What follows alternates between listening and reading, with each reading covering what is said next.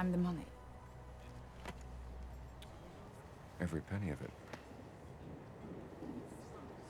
The Treasury has agreed to stake you in the game. Vesper. I do hope you gave your parents hell for that. Thank you. Your boss must be well connected. I've never seen so much go out the door so quickly. Not quite so stylishly. May I ask you where it is? 10 million was wired to your account in Montenegro, with a contingency for 5 more if I deem it a prudent investment. I suppose you've given some thought to the notion that if you lose, our government will have directly financed terrorism. What looks good?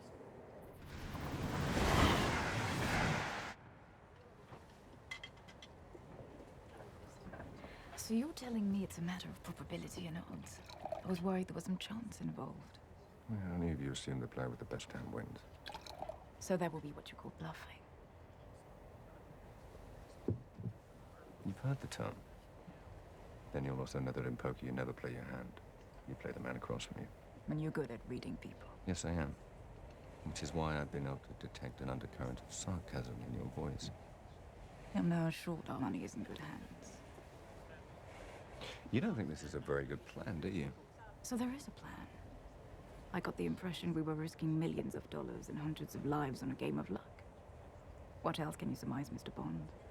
About you, Miss Lind? Well, your beauty's a problem. You worry you won't be taken seriously. Which one can say of any attractive woman with half a brain. True, but this one overcompensates by wearing slightly masculine clothing, being more aggressive than her female colleagues, which gives her a somewhat prickly demeanor.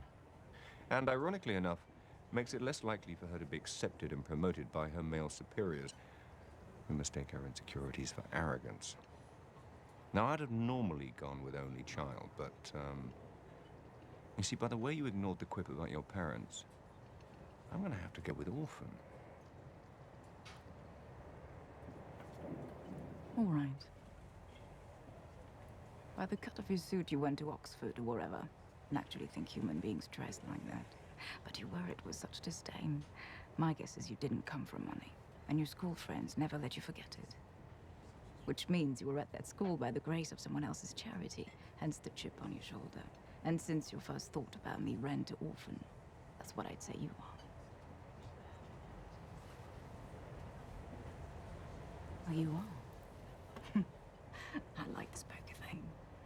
And that makes perfect sense. Since MI6 looks for maladjusted young men, I give little thought to sacrificing others in order to protect Queen and country. You know, former SAS types with easy smiles and expensive watches. Rolex?